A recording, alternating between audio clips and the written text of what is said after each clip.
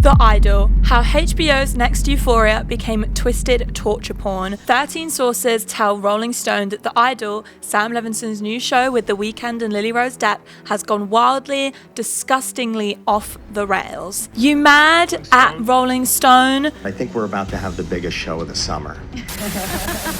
It's crude, gross, and sexist. Grim, gross, and vulgar. Even the music is dreadful. Sexiness is absent in The Idol for all Depp's loveliness. Instead, it feels more like sleaze and torture.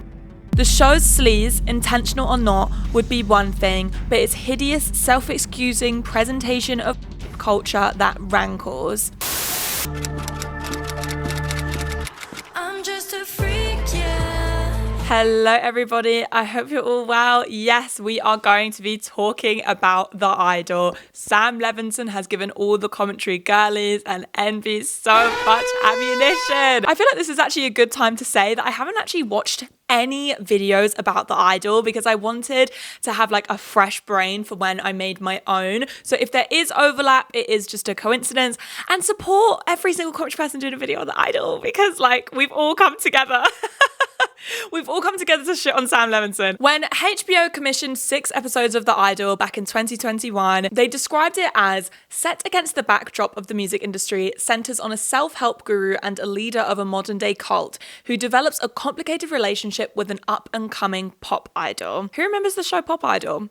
I used to have the Pop Idol game on PlayStation 2. Also, the vice president for HBO programming, Francesca Orsi, was really excited about the show. She said, when the multi-talented Abel, The Weeknd Tesfaye, Reza Fahim, and Sam Levinson brought us The Idol, it was clear their subversive, revelatory take on the cult of the music industry was unlike anything HBO had ever done before. Shortly after, the brilliant duo of Joe Epstein and Amy Seimetz joined forces with the rest of the team, and this dream became a reality. Little did they know that this dream would soon become HBO's worst nightmare. Yeah, no. You can tell I was snapping my fingers when I was writing this script. Huh. I keep hearing, oh my gosh. So let's actually talk about the co-creators of the show. Firstly, we have Sam Levinson of Euphoria fame. When The Idol was commissioned in 2021, the second season of Euphoria hadn't actually come out yet, but the first season was a smash hit success. It was really critically acclaimed as well. I personally really enjoyed it. Abel Tesfaye, multiple award-winning artist and superstar The Weeknd. I don't think I need to say anything more on that. And Reza Fahim, which was a name I actually wasn't familiar with. Reza Fahim spent 9 years being a nightclub proprietor and a party promoter, and him and Abel Tesfaye actually met at a party once. It was through mutual friends, and they both bonded over their deep love of film.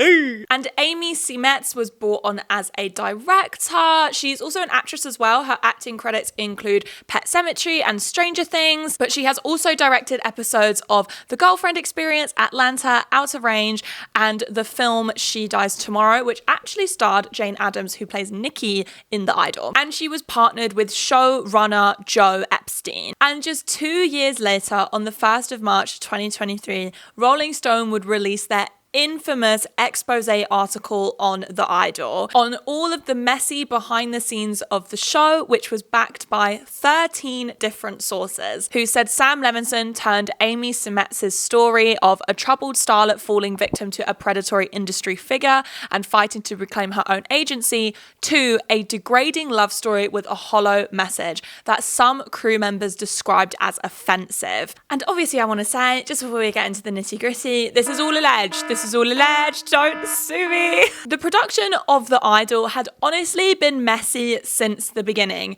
Allegedly, I'm going to stop saying allegedly, HBO wanted The Idol to premiere in the fall of 2022 to take over the Sunday slot for House of the Dragon, but they kept it very vague, whether intentional or not. I feel like the former is the truth. They kept it intentionally vague and just kept saying later this year. According to sources, Amy Seimetz was set up to fail from the start. Just 7 weeks before filming was due to start, she was given half-finished scripts. A showrunner who had no experience, a tight schedule, and near impossible expectations from HBO. The production was plagued by delays, reshoots, rewrites, so much so that the first version of the show went through 20 different rewrites. They were literally changing the script every single day. There were even inside jokes amongst set because the script was being changed so much, from little things to literally completely changing the trajectory of the story. The finale was even unwritten when production began, and despite people genuinely believing that Amy was handed a shit stack, she was still encouraged by HBO to put her own spin on the show and to write the finale episode whilst she was still directing,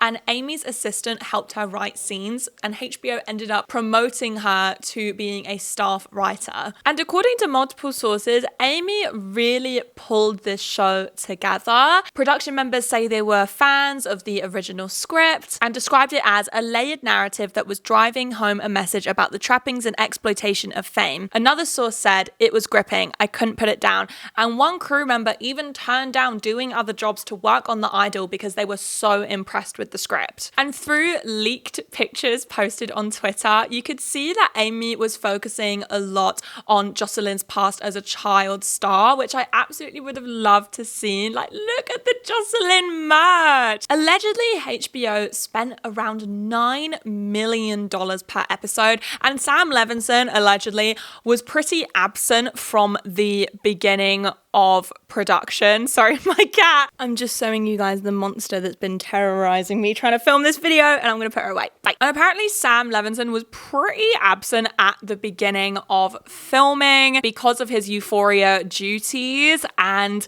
apparently the first scene which he actually came on set to be present at was Lily Rose Depp and Abel Tesfaye's first intimate scene together. Despite HBO encouraging Amy Seimetz to put her own spin on the show, her and Sam Levinson had very different ideas of what they wanted The Idol to be. Apparently, Abel Tesfaye and HBO were really pleased with Amy Seimetz's first cuts of the show, but when the show went on break in April because they wanted to regroup and figure out what they wanted to do with the finale, Amy was dropped, and the 5 episodes which were shot, which totaled anything between $55 to $75 million, were all scrapped. And there was very little explanation for the shakeup. A majority of the cast and crew found out through news reports that Amy had been dropped and all 5 episodes had been scrapped. And allegedly, a lot of the shakeup was actually to do with Abel Tesfaye, who thought that the show was going too much into the female perspective and wanted to focus less on the cult aspect and completely drop the feminist lens. Oh my god, when you make a show about female exploitation in the music industry and it's through the female perspective, it was like The Weeknd wanted one show that was all about him. Sam was on board with that. While HBO has the final say, the studio invested in The Weeknd as the talent to drive interest above all else. The musician, the star, and producer changed his mind about Seimetz's cut. Film and TV is a new creative muscle for me, Tesfaye said. I don't release my music until I think it's great. Why would this be any different? And the thing is that Abel Tesfaye's schedule made it difficult for him to be front and center of the show because he was due to go on tour in July of 2022. Filming resumed in May with a majority of the cast and crew not returning, and they replaced 70 to 80% of their original cast due to scheduling conflicts. The cast was also gutted, blindsiding some of the little-known actors who thought they had landed their big break and were now wiped from the show. And when filming resumed in May, the working environment was no better. The 3-month shoot from May to July ended up spanning until September. They even had to film more in October, even though they filmed their wrap party in July. They must have already put a deposit down on the location. We've all been there. Changes to the script were still continuing after the break. One crew member said that people literally had no idea what they were shooting the day that they were working. One crew member says they only got 2 hours of sleep a night. I'm being pulled in 100 different directions because nobody knows what they're doing, or nobody knows what they want because we don't know what we're filming. 2 sources claim that the vibe that the mood on set was, what's HBO gonna do? Pull the plug? yeah, right. If they want a third season of Euphoria, they'll give me what I want. We're just going to shoot what we want. And if HBO execs have a problem with it, that's their problem. One crew member said that throwing away the entirety of Simetz's cut to essentially shoot the exact same show was the most egregious I've ever witnessed in the business. And honestly, reading about this is insane. 5 out of the 6 episodes were shot. Over $50 million was already spent, and they cut the entire thing because Sam Levinson said so. Their HBO prodigy, their angel child said so. I don't actually think that, we'll see later when I explain how off the rails this show goes. But this does show that you cannot have one person wielding all this power because it's just going to have disastrous results. And I do actually think this is going to impact Sam Levinson's career in the future, because it's getting to the point where Sam Levinson has more bad projects under his belt than good ones. And I don't know about you guys, but I would love to watch an entire TV show about this. Like an entire TV show about an egotistical showrunner, director, writer who wields so much power because he makes a lot of money. So much so that these really big production companies will turn a blind eye to his egotistical and honestly insane behavior and just fund whatever he wants. I want to see a TV show about that. 4 production members said that Sam Levinson was chipping away at the show's original message. It was a show about a woman who was finding herself sexually, turned into a show about a man who gets to abuse this woman and she loves it. I'm going to talk more about the explicit scenes later in this video, but if you've watched the show, then you know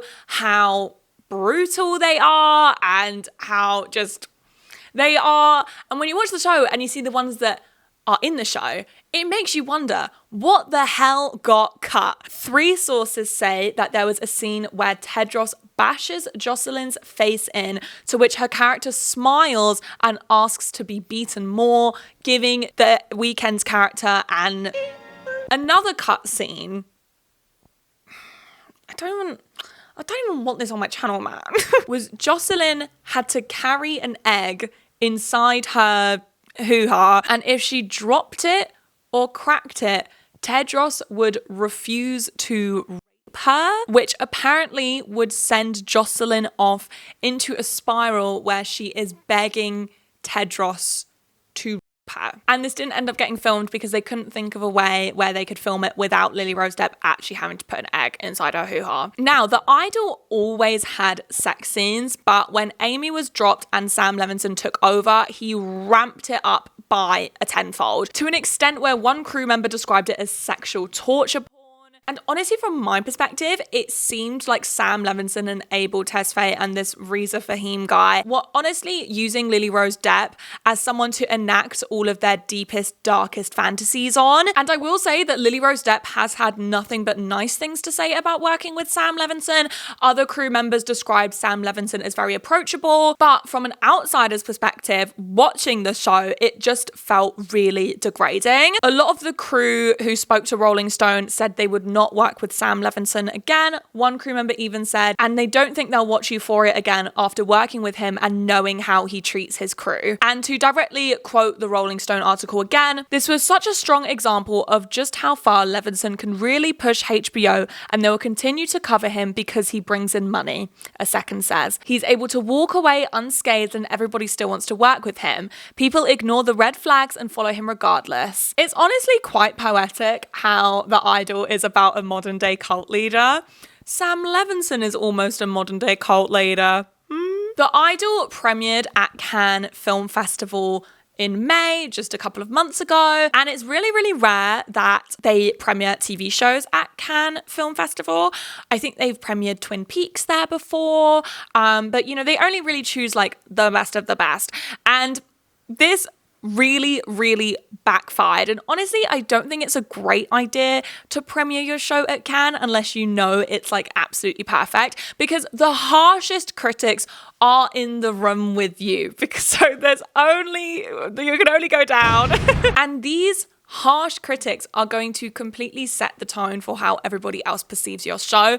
And after Cannes Film Festival, The Idol premiered with a 19% score on Rotten Tomatoes, which basically led the entire internet to laugh at Sam Levinson. And both Sam Levinson and Lily Rose Depp defended the Idol's use of nudity. Sam said the use of nudity was revolutionary. We live in a very sexualized world, especially in the States. The influence of pornography is strong in the psyche of young people. We see this in pop music. When you have a character who has a strong sense of self and a strong sexual self, you end up underestimating her. That means nothing to me. Am I stupid? But I don't actually even get what he's trying to say. That because she's naked, people underestimate her and we as the audience underestimate her maybe. But I don't know, that just felt like a big load of word salad. Lily Rose Depp said she believed the nudity was important to like the genesis of like the character of Jocelyn because she was a born and bred performer that extends to every aspect of her life. Wait, she's not American, she's French. Okay, I'm so sorry. Let me do that again. I won't do a French accent, don't worry. That extends to every aspect of her life, not just her professional life, she said. The way she dresses is trying to tell you something all the time. The occasional bareness of the character physically mirrors the bareness we get to see emotionally. And the thing is what is frustrating about this entire debacle is I'm under the impression that the people who don't like the use of nudity in The Idol are against explicit scenes and nudity altogether, which I'm not. I think that there is a place for nudity and explicit scenes in media as long as there are intimacy coordinators present.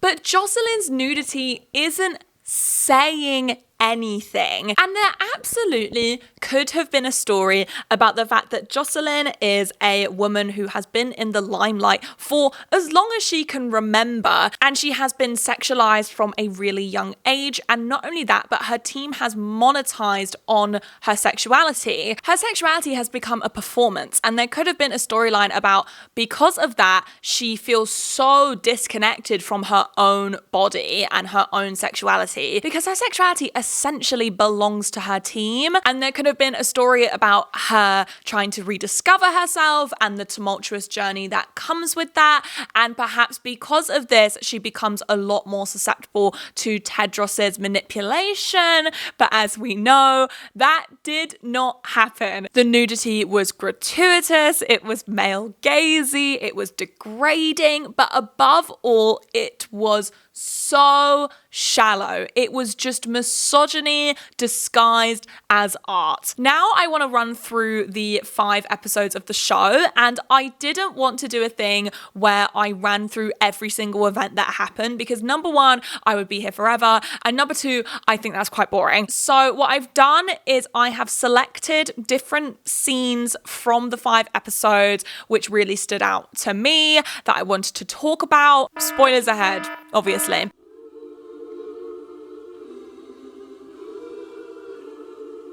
The first episode opens with Jocelyn shooting her album cover, and I honestly think that this show gets like the hustle and bustle of like pop star life right, because there are just so many people in and out constantly. And this is when we are introduced to her team and basically everyone that works for her. 2 things which are obvious from the get-go is number 1, The Idol is a really beautiful looking show. I mean, I've seen some people complain about it, but I think it looks lovely. The cinematographer is Marcel Rev, who was also the cinematographer for Euphoria. And interestingly enough, whilst researching this, I found out that this was all very last minute. What a shock. Marcel and Sam Levinson typically have months when shooting Euphoria to meticulously plan different shots and the way that they're going to look. But Sam Levinson rang Marcel up and asked him if he wanted to do The Idol on very short notice. Marcel told IndieWire,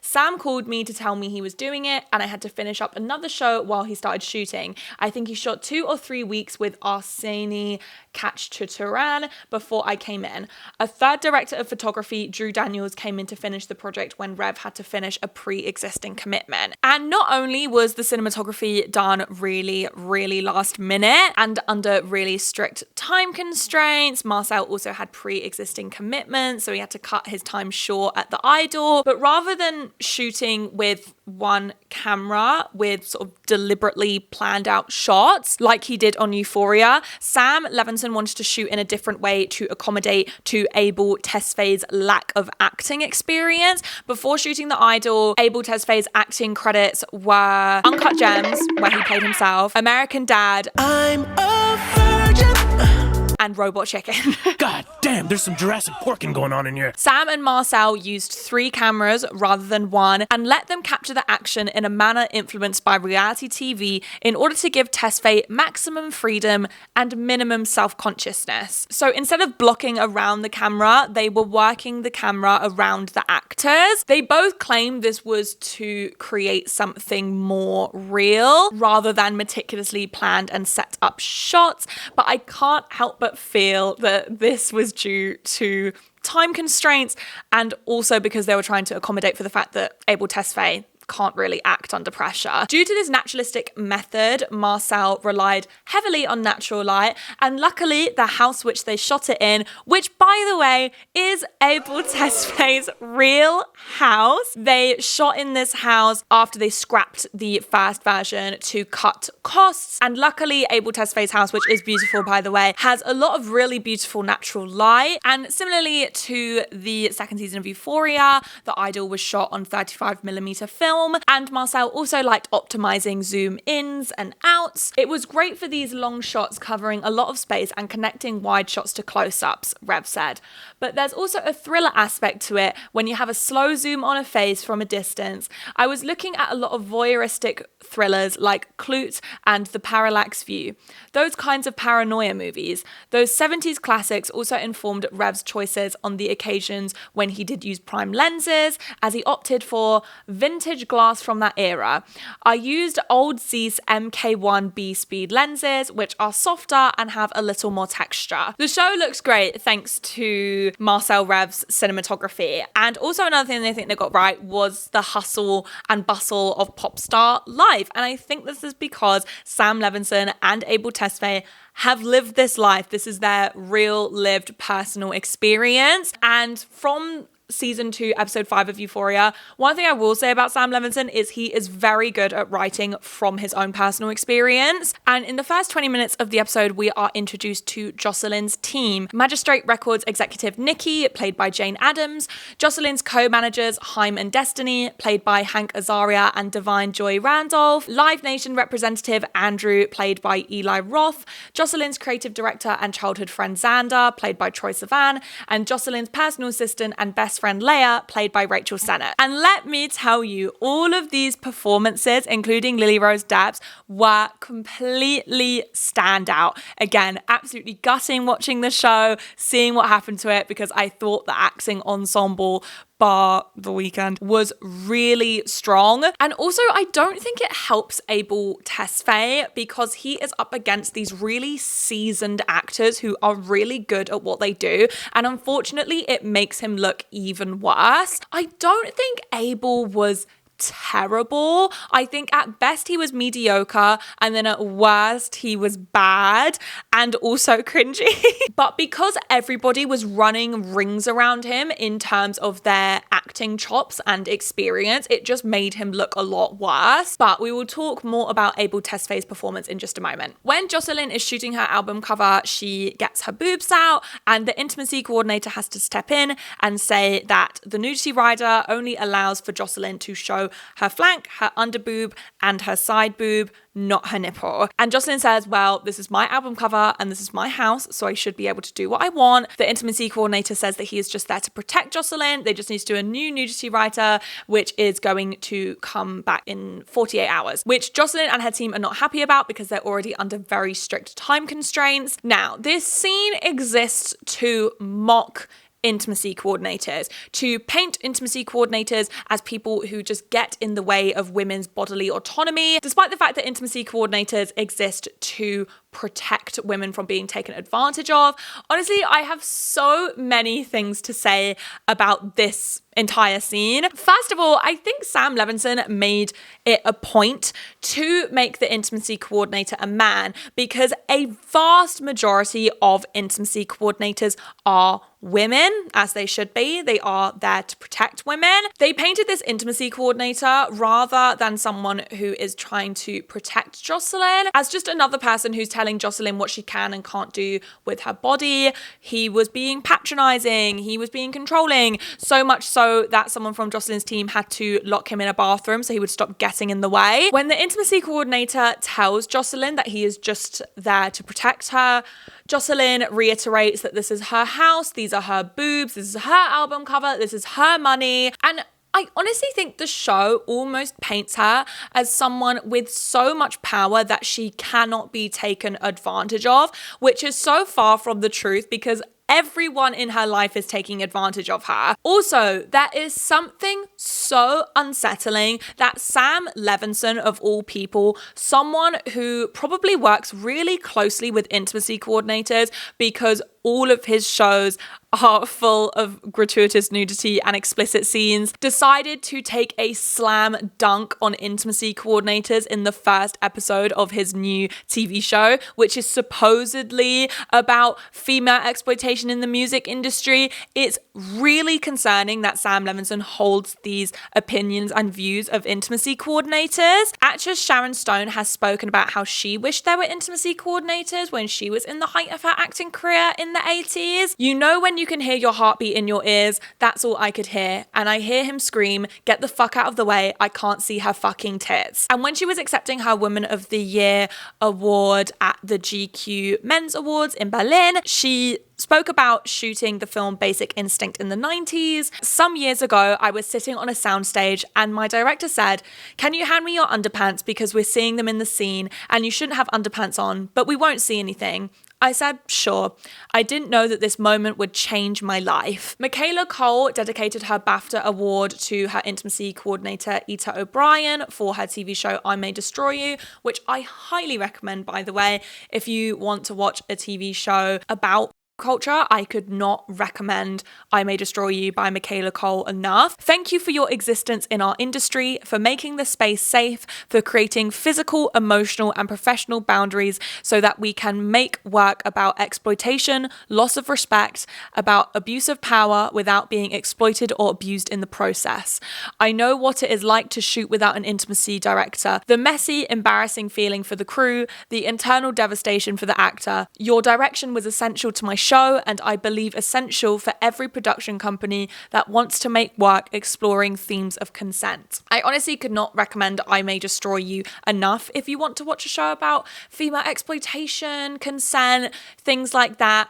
Don't watch The Idol, watch I May Destroy You. And again, there could have been something to say about the sexualization of women's breasts, how it's quite absurd that she can get out every single part of her boob bar the nipple. They draw the line at the nipple and men can just take their shirts off no problem. But no, Sam Levinson made intimacy coordinators the butt of the joke, despite the fact that Sam Levinson works for HBO, and in 2018, HBO were the first major production company to ever hire an intimacy coordinator. Whilst Jocelyn is shooting her album cover, Disaster Strikes, an intimate picture of her has been leaked on the internet. She is now trending #1 on Twitter, and she has been labeled the human cum sock. And again, there is nothing wrong with telling a story about Jocelyn being a victim of revenge, but it's just the abrasiveness in which they tell this story. It's done with no delicacy, no care. Again, I honestly think that it's just for entertainment purposes. You can kind of tell that men are the brains behind this show because they do not display the devastation which revenge porn can cause. Again, it's just another storyline used for shock value in this show and nothing more. They even show the picture to the audience, which I honestly think was so unnecessary. For the first 20 minutes or so, they weren't showing the picture, and I thought they weren't going to show the picture, and I actually thought that worked a lot better. I thought it was a lot more impactful if we, the audience, didn't see the picture. But honestly, this is just another way for Sam Levinson to objectify Lily Rose Depp. This storyline is pretty swiftly abandoned and is only addressed again in the 3rd episode very briefly. Everyone on Jocelyn's team is trying to frantically keep this information from her. Her assistant Leah is hiding her phone from her, and we find out in this episode that recently Jocelyn had a mental breakdown after her mother passed away, which led to the cancellation of her tour. But obviously now she's back on her feet. She's preparing to release her next single. She's going to go on tour again, but her tickets aren't selling, and she's lost her team a lot of money, so the pressure is on. We are also introduced to Vanity Fair writer Talia, who is played by Hari Neff, who is doing a profile on Jocelyn, and she actually tells Jocelyn that she used to watch her on Rock House when she was a kid. So we find out that Jocelyn was also a child star. One scene I liked is when Jocelyn goes to practice her choreography in her garden, and her team is looking down on her, like literally everyone, and she's sort of fluffing up the choreo a little bit. She nails it in the end, but I think that it displayed well the pressure that she is under. And also we're introduced to the character of Diane, who's played by Jenny Ruby Jane, who is one of Jocelyn's backup dancers. Something which definitely confused me watching the show was after the intimate picture was leaked, Andrew, who is the head of Live Nation, says that 14-year-old girls aren't going to want to buy tickets to Jocelyn shows anymore. But I don't really think 14-year-old girls would want to buy tickets to Jocelyn shows anyway, if being sexual was the problem, because Jocelyn is a very sexual performer, like very sexual lyrics, dances. I don't know, maybe it's like a commentary on the fact that parents allow their kids to consume really sexual stuff, but they draw the line at when the artist's consent is violated. But honestly, I don't think Sam Levinson's smart enough for that. Jocelyn does eventually find out about the picture, which is when we see it for the first time, and she has like an okay response to it. But she decides to go to the club with Diane, Leia, and Xander, and this is when we are introduced to Tedros. Oh god. Now, one thing I will say is that I really liked the nightclub scene. I thought the energy was really contagious, and I don't know whether it's because I just like nightclub scenes in general. Maybe this nightclub scene was good, or maybe I just really like the music they were playing.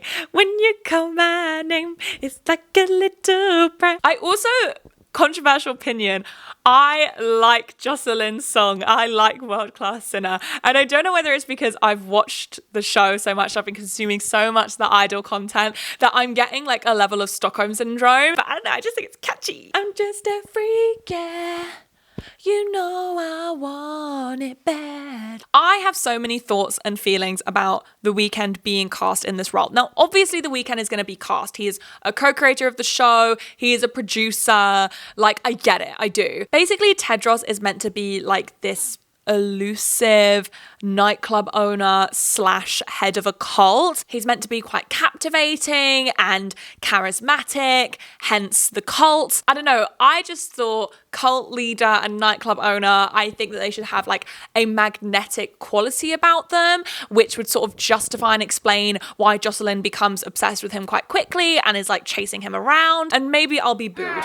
But I don't understand why they made The Weeknd look unattractive. The Weeknd is a really good looking guy, in my opinion, in his After Hours era.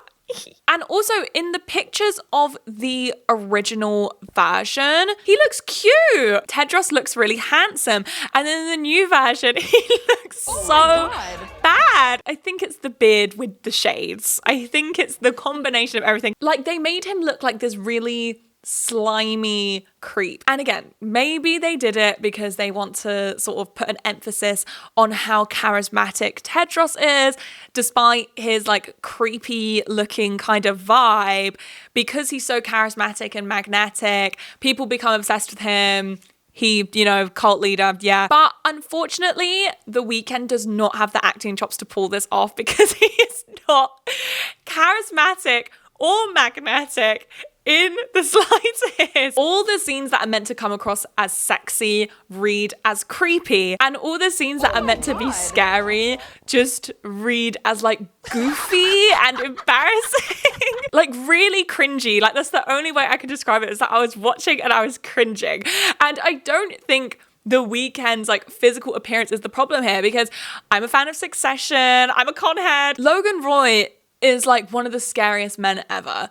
And he is a 5'9" old man wearing a knitted cardigan and slippers. Yeah, every scene he's in, your heart is in your throat, you're on the edge of your seat. Like, he's scary. And that is got to do with Brian Cox's amazing performance as Logan Roy. And it couldn't be more of the opposite for The Weeknd, because he just does not have the acting chops for it. He doesn't have the acting experience for it either. I think they should have gotten a far more experienced actor to play this role, because he isn't menacing or charismatic or good looking. So it doesn't make any sense why Jocelyn is chasing after him. In an ideal world, let's say that the show got overhauled for a third time and I was directing it, me. I would maybe cast a slightly older actor as Tedros, maybe like, I don't know. I'm saying like, I'm trying to act like I'm thinking, but I've got it written down in my script. For example, Boyd Holbrook. I think he's like 40 years old and he's like really good looking. And I liked when he was like that smarmy guy in Gone Girl, but I also liked him in Narcos as well. I think he's got the acting chops to pull it off. And I would believe that role. Or maybe even Daniel Kaluuya, who is a really charismatic and talented actor. And I've never seen him play like a villain before. So I think that would be like a really cool role. The next day, Jocelyn tells Leah that she has invited Tedros over. Leah says she doesn't like Tedros because he seems really rapey. And Jocelyn says she likes that about him. And when Tedros arrives at the house, he like has a little mooch around, he sniffs the cushions and he goes to the bathroom and he starts like practicing how he's going to greet Jocelyn. And again, you can tell what like the intention was. You can tell that the intention was to like create this scene of like Tedros putting on the mask and like how unsettling that he can do all these different things. But God bless, Abel Tesfaye is not a good enough actor for this. So it's just, you're just sort of watching it like blank stare. Okay. It's just embarrassing. Like, that's the only way I can describe it. Jocelyn and Tedros meet again, and Jocelyn plays him world-class sinner, and she says that she doesn't really like it because it's superficial. And Tedros tells Jocelyn that she should sing the song like she knows how to fuck, and then starts dragging like an ice cube up and down her body, and then puts her robe over her face, ties a knot in it. She's like choking because she can't breathe. And then he gets a knife and cuts a hole in it and then tells her to sing. What is going on? And I know I've said this earlier, but the thing is, when it comes to the sex scenes about in The Idol, people sort of jump to the conclusion that because I don't like them, I must be some prude that like wants to eradicate sex scenes from all media, which actually isn't my opinion. I do think that there are a place for explicit and intimate scenes in TV shows, and they don't even necessarily always have to further the plot. One example I like to use is Normal People. Changed my life. And the chemistry between the actors was so good that the intimate scenes that they had just made you more invested in their relationship. But The Idol just follows the formula of the more pornographic something is, the more sexy it is. And if you spend more than 30 seconds on the Hub homepage, then you know that's not true, because a majority of the sex scenes in The Idol made me feel really uncomfortable and grossed out. In episode 2, Jocelyn plays the remix for her team, and the remix is so much worse than the original song. I was like, how dare you do that to World Class Sinner? It's basically like World Class Sinner, but with Jocelyn moaning in the background. Like, they thought it was giving Donna Summer, but like it was just trying way too hard. I would not be able to play that at the pre-drinks. It would just make everyone feel so uncomfortable. But the scene which really stood out to me in the show, or the sequence of scenes, shall I say, is Jocelyn shooting her music video. Let me tell you guys, this is where the show peaks. I actually thought that it was really good. It was definitely the most invested I was in the show. When Jocelyn arrives on set, she's actually really not happy with the way that it looks, but things can't be changed. Things have already been paid. She's already lost her team a lot of money. There are already very high tensions between her and her team, especially because she arrived on set 3.5 hours late because she had to get cuts airbrushed on her thighs. Basically, she with a glass and choked herself. We also found out in this episode that Jocelyn was cheated on by her ex-boyfriend. Jocelyn is struggling to keep up with the choreography and her team just aren't having it. Jocelyn wants to reshoot some parts. They say they have to move on because they're already running so over. But Diane catches the eye of Nikki and Nikki starts asking if Diane can sing because she's out dancing everyone. Jocelyn asks Haim if she can stop and start again tomorrow. Haim says that if she pulls out of this, they're going to think that she's going to start pulling out of shows and they will cancel her tour. So she needs to knuckle down and he believes in her. He's given her a proper pep talk and Destiny's also giving Jocelyn a pep talk too. Let me tell you, Haim and Destiny were honestly the standouts in this show for me. I would watch an entire spin-off about Haim and Destiny if Abel Tesfaye and Sam Levinson went nowhere near it. Jocelyn is getting very distressed whilst shooting the music video, but after a good pep talk from Destiny, she shoots a dance. It's like absolutely perfect. She's really happy with it, but the entire monitor was out of focus and this just pushes Jocelyn over the edge. She was already really distressed. She begins crying a lot. She starts saying she misses her mum. And let me tell you, Lily Rose Depp's acting, people love to shit on Lily Rose Depp's acting. That girl can act, okay? She is a really, really talented actress. And I was honestly nearly moved to tears watching the part where she was talking about how she missed her mum. She's just a really, really talented actress. I really like her. And again, such a shame, such a waste. Her feet are also all cut up from the heels she's wearing. The cuts on her inner thighs have reopened up. And then the scene cuts to Isaac thrusting in the air whilst Tedros shocks him with a shock collar. This is what I'm talking about. You'll be really invested in the show for like maximum 10 minutes, like really getting into it. And then all of a sudden it just cuts to a scene of Tedros coming on something and you're just like, what was the reason? And it completely takes you out of it. Like I remember there were multiple times where I'd go, oh, because it was another Tedros scene. Back on the shoot, Jocelyn's insisting that she can carry on, but she begins calling out to her mum. And again, really good acting. The scene made me quite emotional. I loved it. And Nikki decides to wrap shooting the music video because clearly Jocelyn is not in good shape for it. Jocelyn is apologizing, saying that they can shoot again tomorrow. She'll literally pay for everything. Nikki also gets Diane to sing for her and Diane's a good singer, so they want her to lay down a track. And Nikki says to Talia that she should probably stay around because she's about to get a really good story. And another part of this episode which really stood out to me for all of the wrong reasons was the character of Chloe. Now, Chloe is played by Susanna Sun, who is 27. But in the show, Chloe is 18. And her characterization is really young. She's sort of like this ditzy, extremely childlike, like she has that sort of like childlike wonderment to her.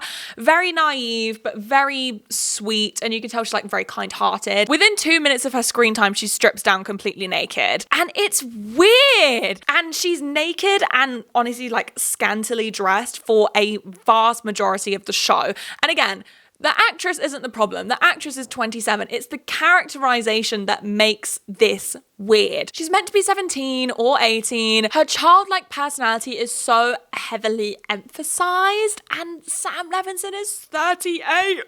And I know he created Euphoria, so like, are we surprised? But the thing is with Euphoria is that despite all the characters technically being like 17 or 18, they are aged up, in my opinion. I think all of the characters in Euphoria read more like they're in their mid-20s, apart from maybe Gia and Lexi. But Chloe is intentionally aged down and then sexualized on top of that. And then the second episode finishes with an explicit scene between Lily Rose Depp and The Weeknd, and it's Chloe's watching, and it's the scene that went viral on Twitter, you know, the my fat tongue.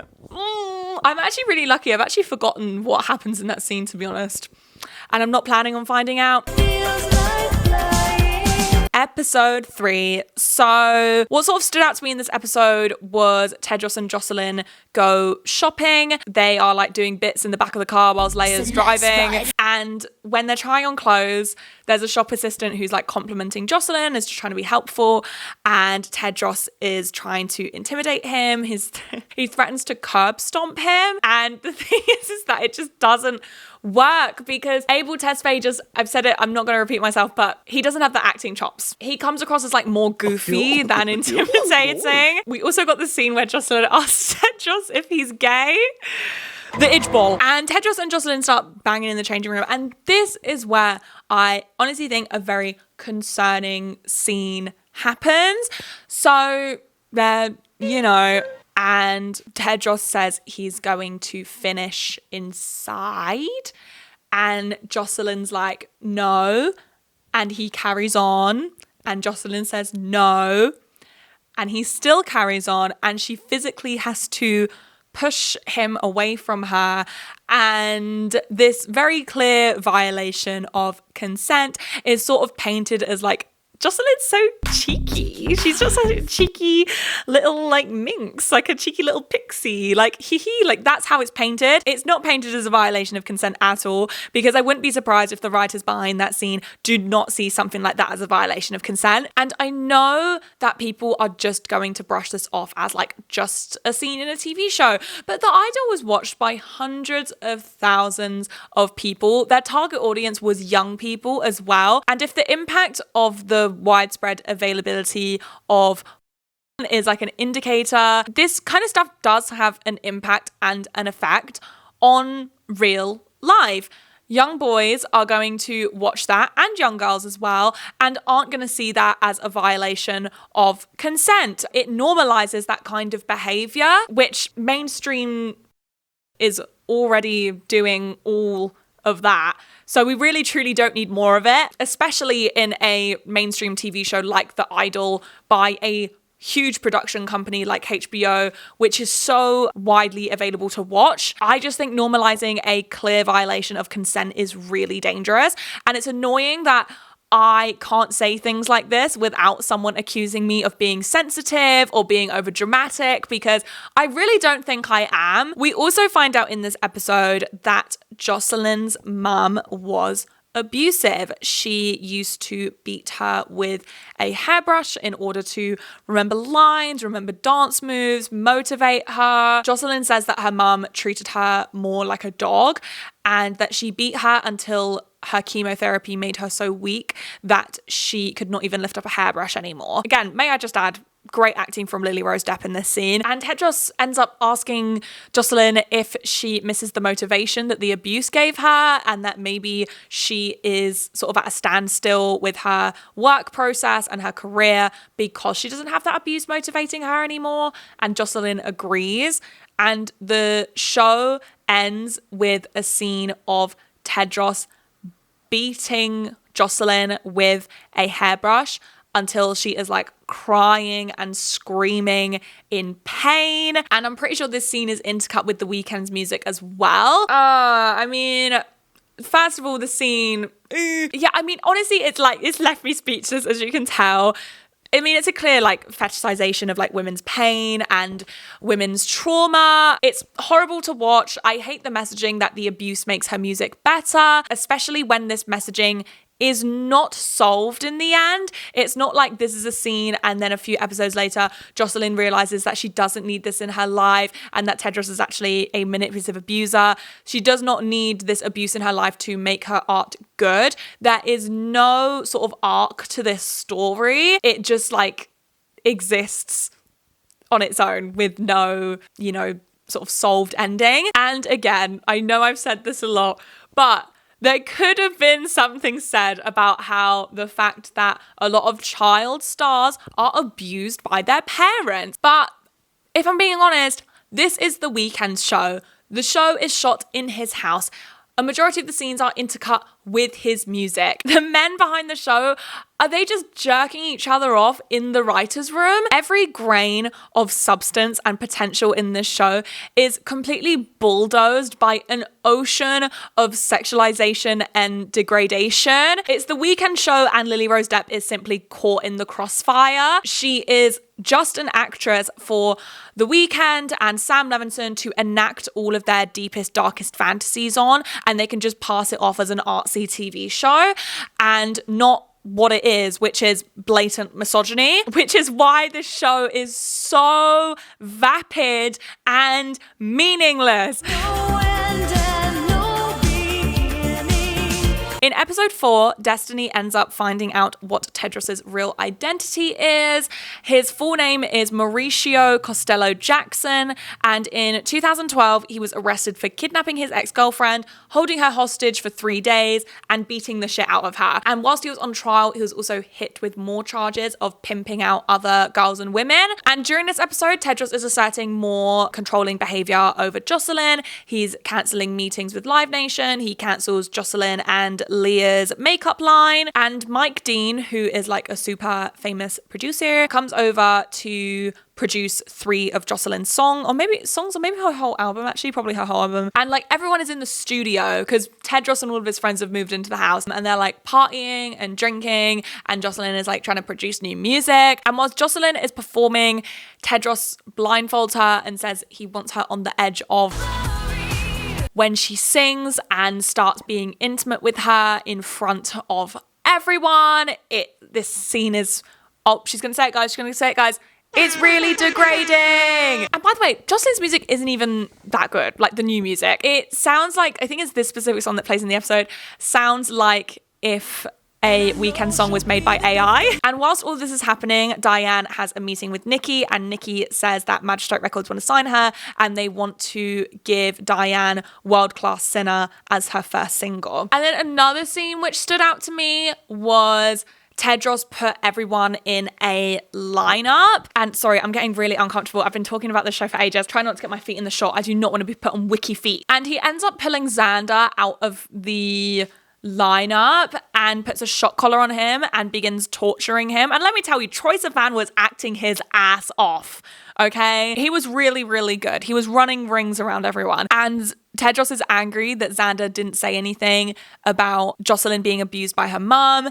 Xander says that Jocelyn didn't want anyone to tell about her mum, so he was just keeping his promise. And then he ends up saying that Jocelyn is like really manipulative. He says that Jocelyn took his years and his career away from him. She controls everything around her. She's more of a fucked up see you next Tuesday than her mother. Xander says that Jocelyn's mum made him sign a contract to never sing again because he was better than Jocelyn. Jocelyn says that this is all a lie, and Tedros tortures him more, and Xander ends up being like, yeah, no, it was a lie. But Tedros is like a little bit like about Jocelyn. And let me tell you, this scene comes out of literally nowhere. Destiny tries to warn Jocelyn about Tedros's criminal past, but Jocelyn says that she knows that Tedros has been to prison, but he's like really sensitive about it and doesn't like to talk about it, and that Tedros had a crazy ex-girlfriend who he choked and hit out of self-defense, but she was so crazy that she made it look like he had beaten her up. And then there were these female artists that were trying to extort him, so they went to the police and accused him of being a pimp, and that's why he went to prison. It's just the fact that Tedros was surrounded by money-hungry, crazy women, not the fact that Tedros is an abusive person. And Tedros also gets Jocelyn to come out publicly with her abuse in order to sell tickets, and it works. So they end up having a party, and Jocelyn finds out at this party that Tedros asked Diane to bring Jocelyn to the club. So it was all very calculated. He's always been like obsessed with Jocelyn, and Jocelyn is like really shocked to find out this information. So she ends up inviting her ex-boyfriend over. They sleep together whilst Tedros is like listening and is like absolutely fuming about it.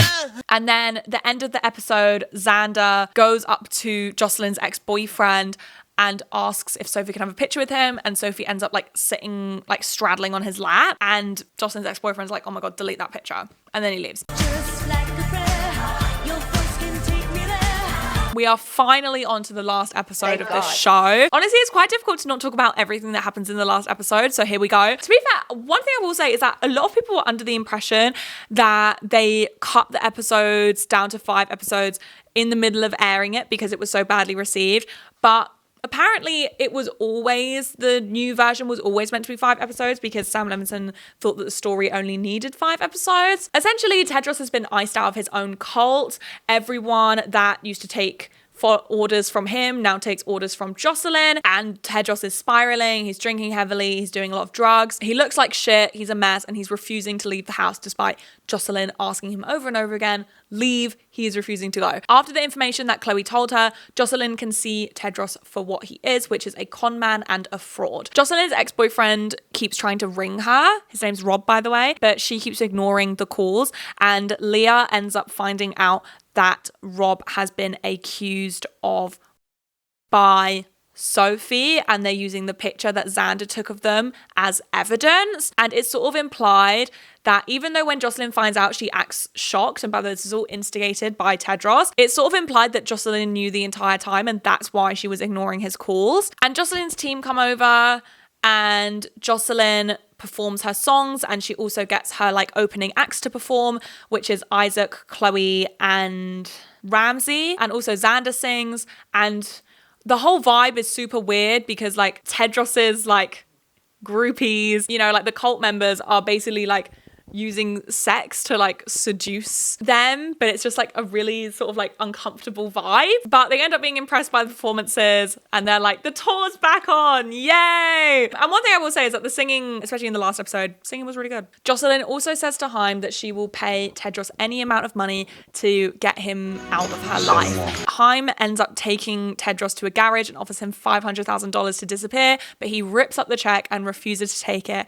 So Haim is like, fine, it's time for plan B. What's plan B? Talia, the Vanity Fair writer, writes in Jocelyn's profile a complete expose about Tedros. And there's like a 6-week time skip, and Tedros has lost his nightclub. The IRS are onto him. Diane also gets sacked from Magistrate Records, and she knows it's because of Jocelyn. We find out that Jocelyn had 3 hit singles, and Andrew's employees staged a walkout because the lyrics were so misogynistic, and Andrew didn't care because it was just free advertising, and she sold out her show. Yeah, no, the 6-week time skip takes place in the stadium where her show's going to be. And then, plot twist, Tedros arrives at the stadium, and Jocelyn has left him an artist pass under his real name, Mauricio. Tedros goes into the dressing room. Destiny's there and says, if you hurt Jocelyn, I'm going to kill you. Him and Jocelyn finally come face to face, and he notices that the same hairbrush that was there that her mum abused her with is like brand new. Tedros asks if it's a new hairbrush, and Jocelyn just smiles. Jocelyn and Tedros make their way over to the stage, and this entire scene was shot at a weekend concert, so free extras. And also, if you were watching the show, then it just got spoiled for you. Jocelyn goes onto the stage, and she brings Tedros onto the stage, and she kisses him, and her team are really confused and also fuming. And then that's the end. Sorry, what? So I was confused about the ending, and I think they made it intentionally vague so they didn't have to take any heat for if the ending backfired. From what I could read from it and what articles I read from it, basically it sort of implies that Jocelyn was like the real manipulator all along. So like if that is the ending, which it can never be confirmed, because if he does confirm that that was the ending, then he will get a load of heat for it, and then he'll be like, oh, never mind, that actually isn't the ending. But I feel like the implication of the ending was that Jocelyn was in control the entire time. She was like the real manipulator, hence why Xander said she was more manipulative than her abusive mum, hence why the hairbrush was new, because maybe she was lying about the abuse. Or was she lying about the abuse? I don't know. And if she was maybe lying about that, then what else was she lying about? Or maybe she wasn't lying about it because Xander says that her mum was horrible. See, do you know what I mean? Basically, the ending was sort of, we're meant to see Tedros in like this, I guess, like sympathetic light, and that like he was just another victim to Jocelyn's manipulation, and like Jocelyn was just in control the entire time. First of all, I find it insane that a TV show that was meant to be about female exploitation in the music industry took this sharp of a turn. Like, what is going on? What happened to the original plot of the movie? Second of all, I find it in really, really poor taste to paint the obvious victim in the situation as the real abuser. I think in this day and age, with Darvo being used more and more commonly and frequently in domestic violence cases, and abusers filing lawsuits against their victims, which are very often women, and accuse them of being the real abusers, and when like the victims haven't even named them in like public statements or like pieces they've written, we just live in a really scary time to be a victim of domestic violence, and just the odds are completely stacked against victims' favors. But also, isn't it so absurd that Tedros's violent history of kidnapping and beating his ex-girlfriend and being a pimp, manipulating his way into Jocelyn's life, verbally and sometimes even physically abusing the people around him, literally torturing people with shock collars, literally being a head of a cult, and Jocelyn, who has been taken advantage of and exploited for a vast majority of her life. She was abused by her mother. Her team see her as nothing but a pile of money. And when she stops being monetizable, they drop her just like that. She has been pushed to her absolute limits for as long as she can remember. She's a victim of revenge porn. Yet somehow it's plausible that Tedros is the real victim and Jocelyn is the master manipulator. And honestly, I think it's quite telling that men will bend over backwards to make the man the real victim, despite all of the evidence of him beating his ex-girlfriend, manipulating Jocelyn, pimping out female artists. You know, despite the fact that Tedros is so clearly the abuser in the situation, men can somehow think that it's plausible for him to be a victim. I think it's just very telling. And fourth of all, this renders the story completely meaningless, because now as an audience member, we're questioning what was real and what was not. And all of the really hard-hitting emotional scenes, especially in episode 2, where Jocelyn's talking about missing her mom. Like, was that real or was that fake? Was she just trying to manipulate everyone around her? It doesn't make sense. And you can tell it was all for the sake of a plot twist, which had no impact. All it did was render the story meaningless. My conclusion is, don't let Sam Levinson go near a multi-million-dollar TV show ever again. He has more bad products than good now. And HBO, don't let, I don't know, is Sam Levinson a writer or a director? I don't know. Don't let one person wield this much power. Don't let them flush away however much money they want just because they made one good TV show, because this is the result. Male ego ruined the idol. But yes, I hope that you guys enjoyed this video. If you did, give it a bit of love, leave a comment on your thoughts, and I'll see you soon for another video.